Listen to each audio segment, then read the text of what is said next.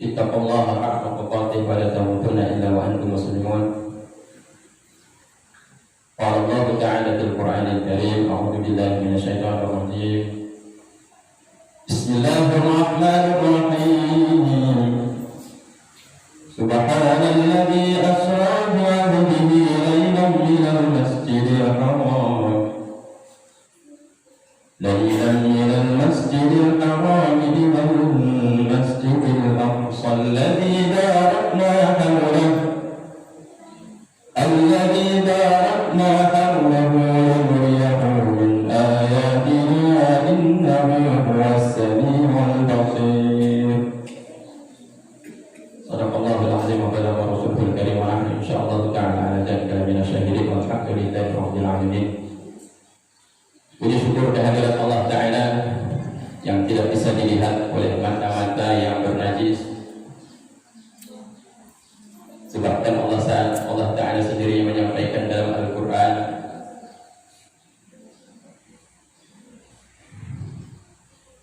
la yudrikuhul absar wa huwa yudrikul absar. Tidaklah bisa melihat Allah Ta'ala oleh mata-mata, tetapi Allah bisa melihat setiap yang bermata. Tetapi dalam kajian yang kita akan bahas di khutbah yang singkat ini, kita akan menyampaikan satu peristiwa mukjizat terbesar Nabi sesudah mukjizat yang paling besar. Sesudah Al-Quran Al-Karim, mukjizat yang kedua adalah Isra dan Mi'raj. Maka hari ini kita sudah sampai pada 21 Rajab. Kamis depan, malam Jumat, berulang kembali di tanggal yang sama, tetapi di waktu yang berbeda dan tempat yang berbeda.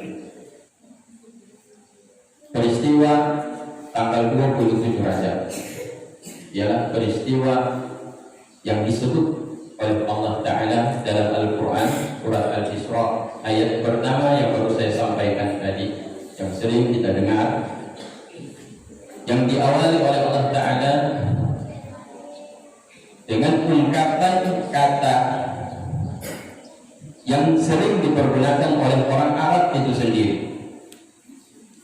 Ketika seseorang Arab melihat, mendengar sesuatu peristiwa yang luar biasa, peristiwa yang mengejutkan, peristiwa yang sangat hebat, maka mereka akan mengatakan Subhana, Maha Suci.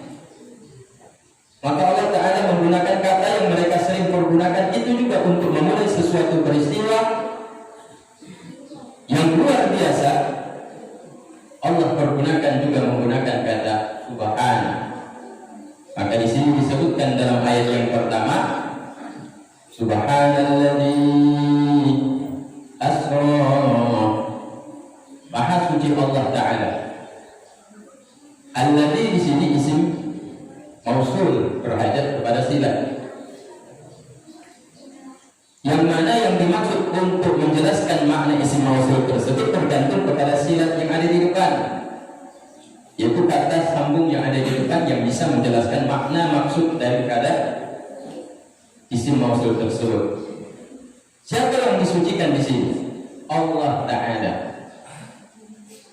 Asra bi'abdihi, yang telah menjalankan, bukan Nabi yang berjalan, tetapi Allah yang menjalankan. Abdihi, bi'abdihi.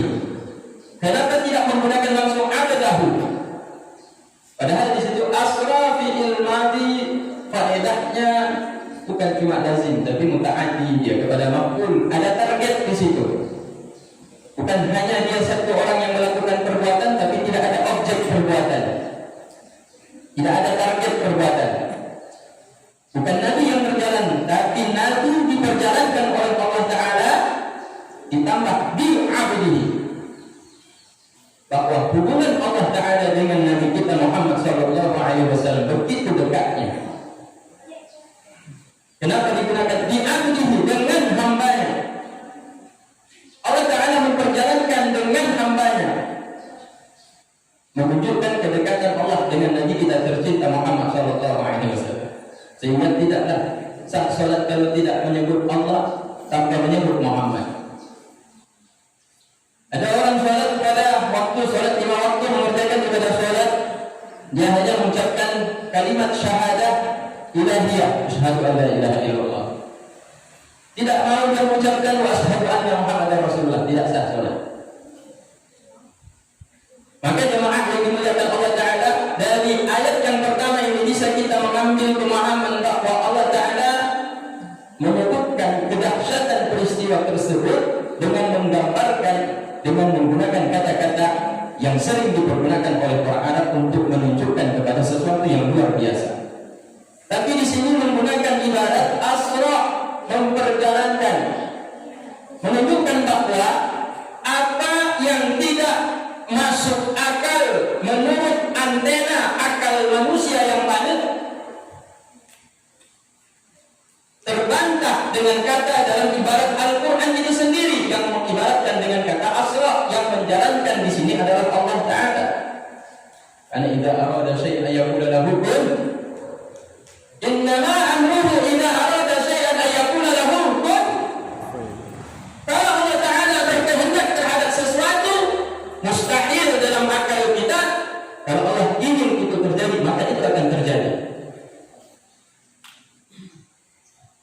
Nabi Isa diangkat ke langit, nanti diturunkan lagi ke bumi di akhir zaman. Logikanya mana ada manusia naik ke langit kemudian turun di akhir zaman? Menurut akal kita tidak sanggup kita jangkau. Tapi ini perkara iman. Kalau kita menggunakan ukuran standarnya adalah keimanan, maka itu mungkin dalam kekuasaan Allah Ta'ala. Tapi bila kita menggunakan ukuran standarnya adalah akal kita tidak bisa menjangkau kehebatan Allah Ta'ala. Maka kemudian bila kita menggunakan akal, maka kita akan sama seperti orang bule, orang barat, orang kafir, sekuler, liberal yang mengatakan Nabi Muhammad Isra dan Mi'raj itu betul, tapi dengan roh, dengan roh saja, tidak dengan jasad. Karena kalau dengan jasad tidak mungkin dalam waktu sepertiga malam terakhir sebelum terbit fajar sudah sampai kembali ke kota Mekah, sudah sampai di dalam rumahnya Nabi Muhammad. Tidak mungkin. Karena kenapa? Yang dipergunakan adalah akal logika. Maka hal ini beruntung bagi kita yang hidup di zaman ini. Ketika ada berita tentang peristiwa Isra dan Mi'raj, kita sama seperti Abu Bakar As-Siddiq, sadaqta, benar engkau ya Muhammad. Tidak ada ujian berat bagi kita saat ini.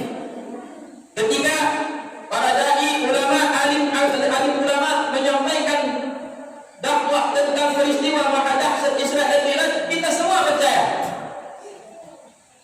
Tetapi dulu bahkan orang mukmin yang sudah beriman kepada Rasulullah sallallahu alaihi wasallam pun mereka memundurkan diri kembali kepada ajaran penyembah berhala. Bersyukur kita kaum muslimin yang dimuliakan Allah Ta'ala, di akhir zaman Allah berikan keimanan kepada kita.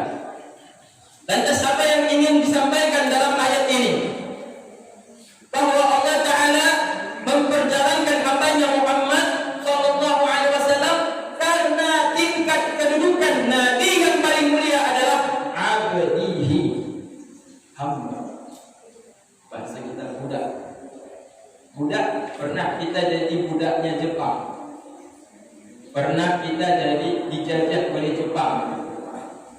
Kata mama saya yang sekarang sudah 80 tahun, Mak Tuan, itu di belakang ini itu tempat kodim tentara sekarang bikin posko, bikin rumah, bikin markas, bikin perumahan tentara. Itu tempat duduknya Jepang. Kami orang-orang tua dulu kata Mak, kalau udah selesai tanam padi kami diambil, dirampas, dibakar. Kemudian disuruh kerja nggak dikasih makan. Lebih parah lagi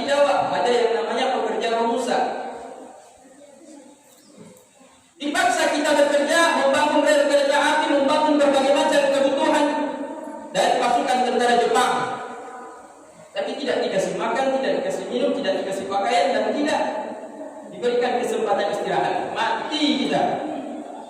Banyak mayat-mayat kita kaum muslimin yang terbujur di jalan begitu saja seperti ayam mati. Budak seperti itu tidak bisa dia untuk menuntut, tidak bisa dia mengharap, tidak bisa dia meminta atau memaksa tuannya. Allah Ta'ala menghendaki Rasulullah sebagai hambanya untuk diangkat sebagai hamba yang paling mulia. Derajat yang paling tertinggi inilah yang menyebabkan Nabi Muhammad mendapatkan kemuliaan melebihi makhluk seluruh yang ada di alam ini. Maka kalau ditanya apakah sifat Nabi Muhammad yang paling mulia, yang paling dicintai oleh Allah Ta'ala, abduhu wa rasul. Muhammad adalah hambanya dan rasulnya. Tapi yang paling yang dicintai oleh Allah Ta'ala, hamba tersebut. Kenapa? Karena berkaitan dengan maksud, bukan maksud. Hikmah dibalik diutusnya Nabi kita tercinta Muhammad SAW. Innama bu'ithu liutammima makarimal akhlaq. Tidak ada lain aku diutus kepada kalian melainkan adalah untuk menyempurnakan kesempurnaan akhlak yang sudah pernah diajarkan oleh saudara-saudaraku sebelumku, Isa, Musa, Harun dan lain-lain para nabi dan rasul sebelumnya. Maka kesempurnaan akhlak ini diajarkan oleh Nabi kita tercinta Muhammad sallallahu alaihi wasallam. Maka Allah mengangkat Nabi kita Muhammad pada makam yang derajat yang paling tertinggi, seperti yang disebutkan dalam surat Syarah Alam Nasrah laka sadrak. Tidakkah, bukankah kami tidak melapangkan hatimu ya Muhammad? Tidakkah kami melapangkan hatimu ya Muhammad dari berbagai kesulitan dan himpitan yang menyesaki di dalam dadamu ya Muhammad? Wa rafa'na laka dzikrak, dan kami angkat sebutanmu ya Muhammad. Fa inna ma'al usri yusra, maka sungguh di balik kesulitan pasti akan ada kemudahan, kata Allah Ta'ala. Inna ma'al usri yusra, sesungguhnya di balik kesulitan hidup dakwahmu ini ya Muhammad dan kesulitan hidup kita yang beribadah selama ini, pasti ada kemudahan di balik tersebut. Fa idza faraghta, maka andai kata engkau selesai menunaikan kewajibanmu kepada Allah Ta'ala, fansab, bangkitlah engkau berdiri.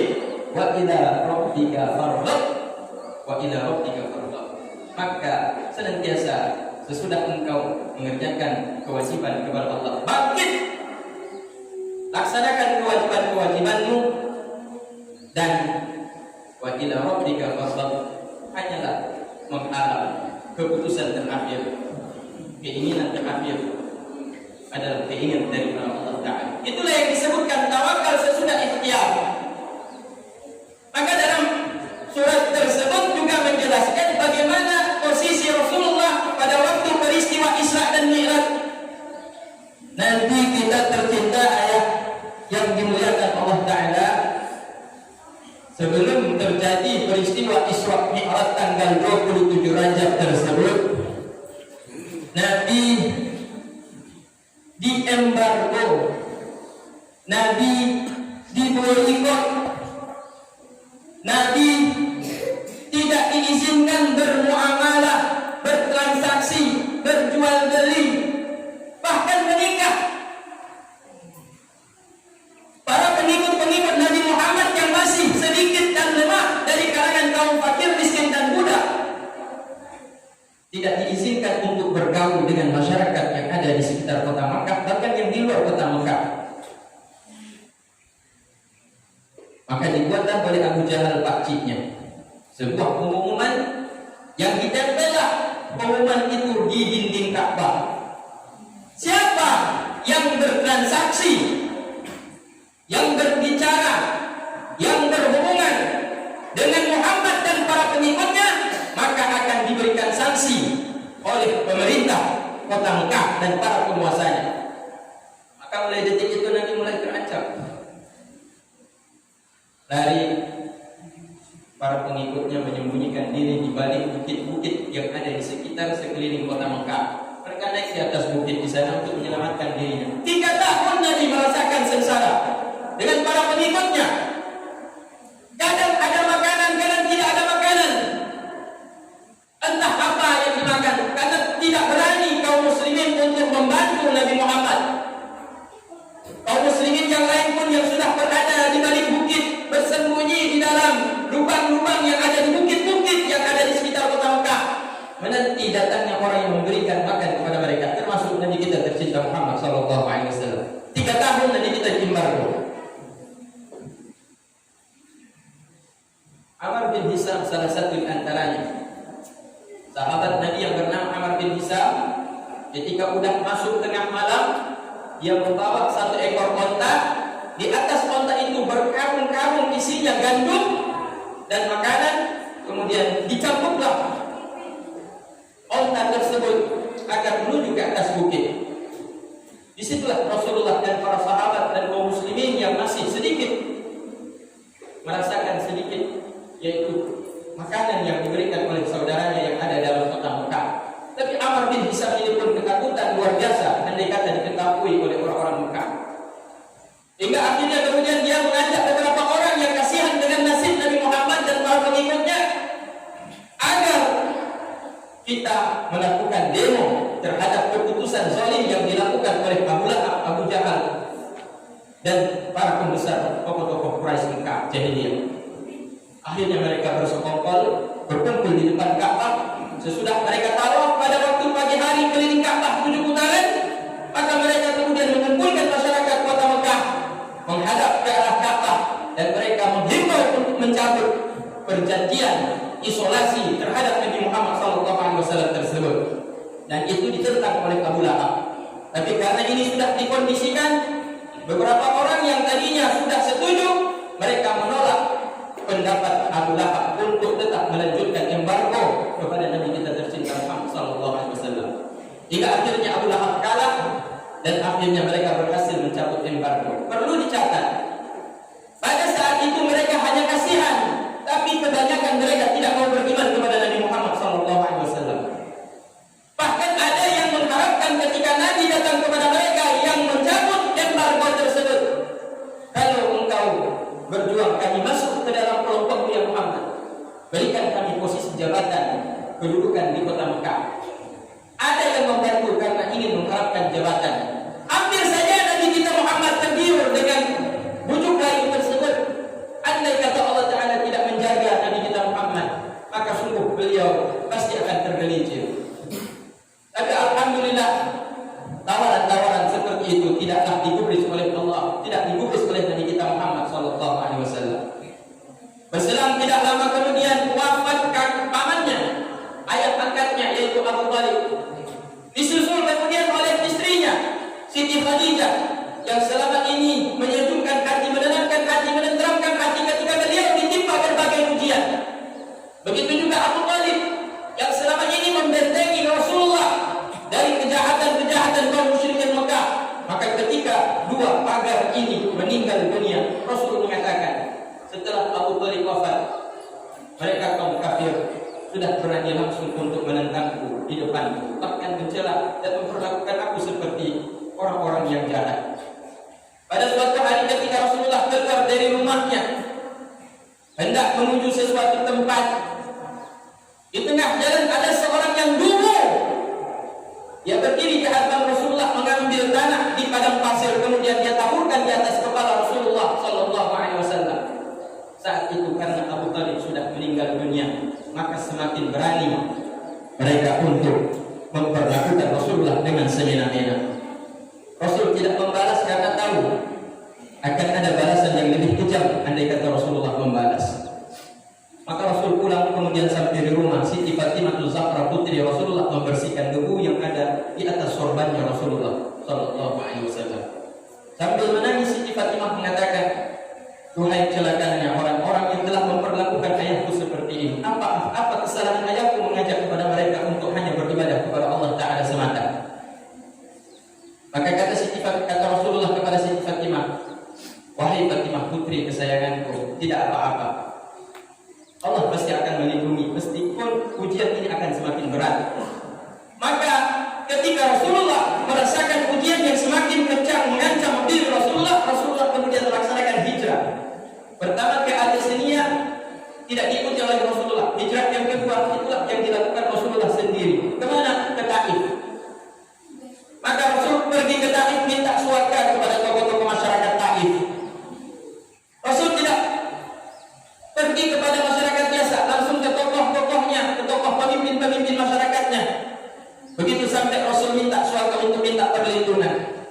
apa yang terjadi? Mereka justru mencaci maki Rasulullah SAW. Rasul meminta kepada mereka, kalau kalian menolakku jangan mencaciku dan jangan menyuruh orang-orang bodoh untuk mengusirku. Ternyata mereka menyuruh anak-anak yang ada di kampung tersebut serta orang-orang yang nakal, orang-orang yang jahat di kampung tersebut untuk keluar melempar batu kepada Rasulullah. Maka Rasul keluar dari perkampungan Taif tersebut bersimbah darah kakinya. Sampai Rasulullah kemudian duduk di bawah yaitu pokok pohon anggur. Di situ Rasulullah berteduh karena mereka penduduk Taif sudah pulang ke rumahnya.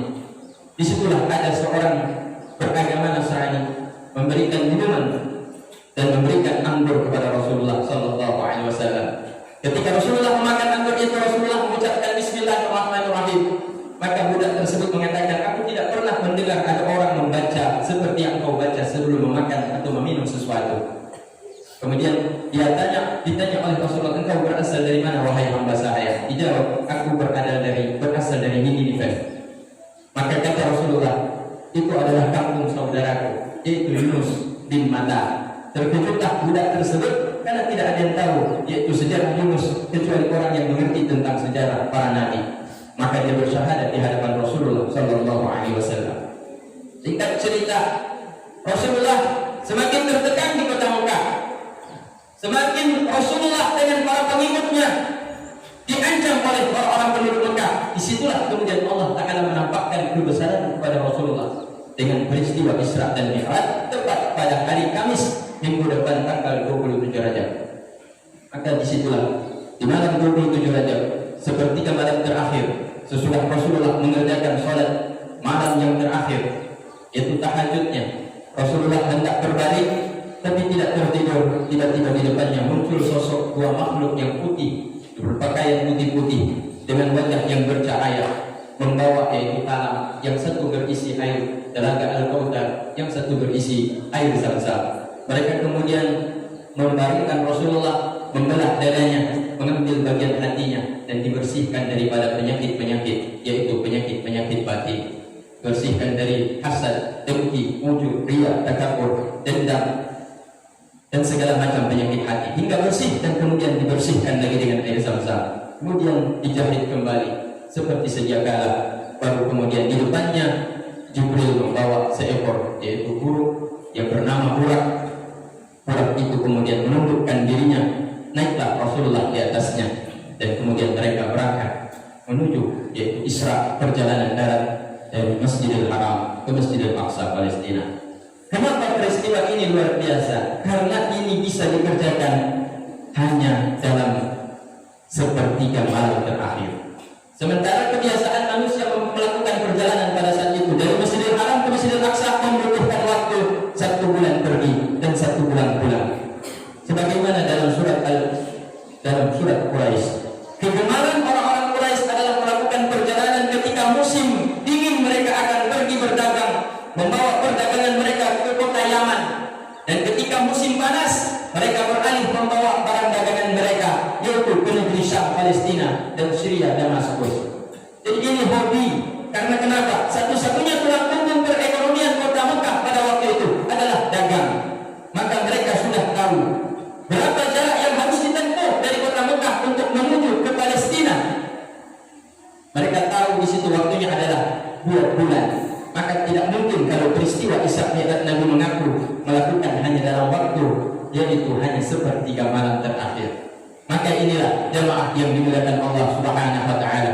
Kalau nanti pada malam tanggal 27 Rajab mungkin di sini ataupun di daerah aku kita bersama akan dilaksanakan peristiwa Isra dan Mi'raj.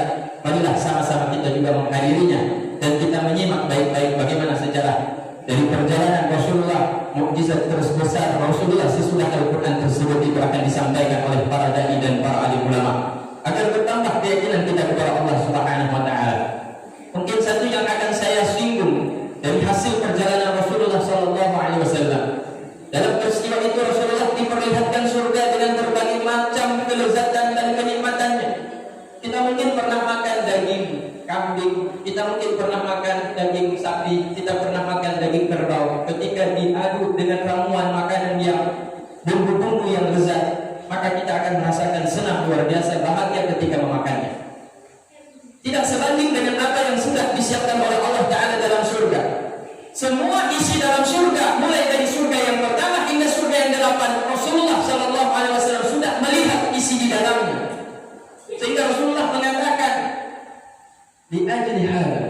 la budda an ya'mal al-'abdu 'amalan. Karena inilah tidak boleh tidak, untuk mendapatkan kenikmatan ini haruslah seorang hamba itu bekerja keras untuk beramal soleh. Jemaah yang dimuliakan Allah, Rasulullah mengatakan itu kepada kita. Untuk ini mendapatkan kenikmatan yang sudah Allah siapkan ini di dalam surga ini, tidak boleh tidak seorang hamba harus bekerja keras untuk beribadah kepada Allah Ta'ala. Bukan untuk mendapatkan kenikmatan dunia kita bekerja keras, banting tulang, tapi untuk mendapatkan kenikmatan akhirat. Itulah inti daripada apa yang disampaikan oleh Rasulullah Sallallahu Alaihi Wasallam. Maka tadi disampaikan juga para alim ulama, wa man kana yarjullah falyamal amalan shalihan wa la yusyrik bi ibadati rabbih ahada. Barang siapa yang ingin ketika wafatnya mati meninggal dunia berjumpa dengan Allah Ta'ala dalam keadaan radiyatan mardiyah, dalam keadaan dia senang dan Allah senang berjumpa dengannya, sehingga Allah Ta'ala menyampaikan, "Wadkhuli fi ibadi", masuklah dalam kelompok hamba-hambaku, "Wadkhuli jannati", masuklah wahai hambaku dalam surgaku.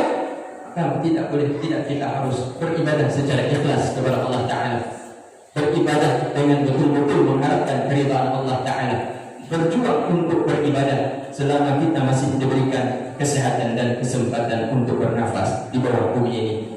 Jemaah yang dimuliakan Allah, Nabi tidak saja diperlihatkan surga, tapi juga diperlihatkan neraka. Di dalam neraka, Nabi melihat berbagai macam azab yang sudah dipersiapkan di dalamnya. Ada manusia yang perutnya buncit, berjalan menuju pintu ke arah tempatnya Fir'aun, dilempari oleh para malaikat dengan macam-macam batu-batu yang terbuat dari api. Ditanya Rasulullah, "Ya Jibril, siapa mereka ya Jibril?" "Umatmu ya Muhammad." "Apa salah umatku ya Jibril sampai sedemikian rupa azab mereka?" "Mereka makan harta anak yatim dengan cara yang tidak dibenarkan oleh agama." Ada harta anak yatim yang dititipkan oleh keluarganya, dia selaku orang yang menjaganya memakan harta anak yatim. Azabnya itu.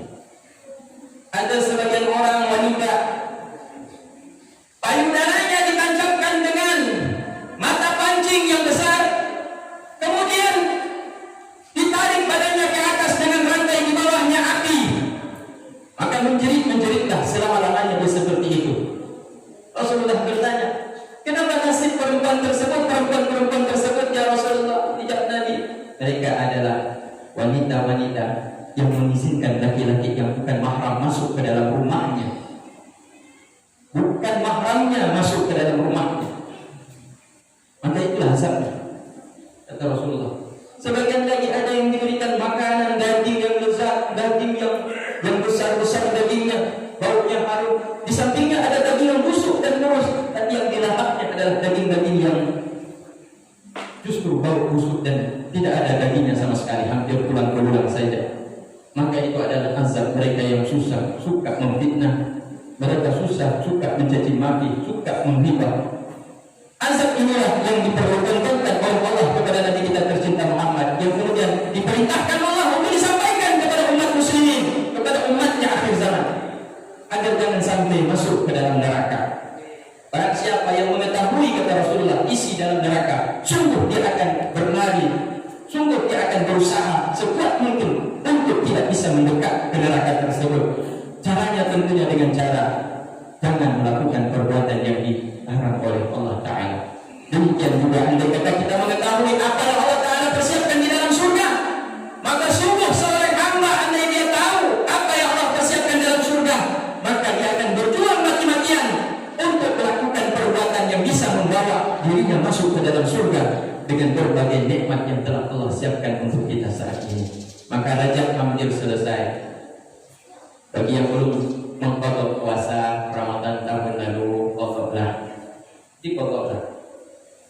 Bagi yang masih belum selesai puasa, diqadha. Bagi orang tua yang punya orang tua yang tidak membayar fidyah karena lanjut usia tidak sanggup puasa, anak-anaknya tolong bayar fidyahnya, agar ini lepas tanggung jawab pada orang tua kita ketika meninggal dunia. Jemaah yang dimuliakan Allah, semoga tausiah kita Jumat di malam ini bisa meyakinkan kita agar semakin taat kepada Allah, Karena apapun hidup di dunia ini tidak ada lain melainkan hanya untuk beribadah kepada Allah Ta'ala. Alhamdulillah, alhamdulillahilladzi hadana li hadza wa ma kunna linahtadiya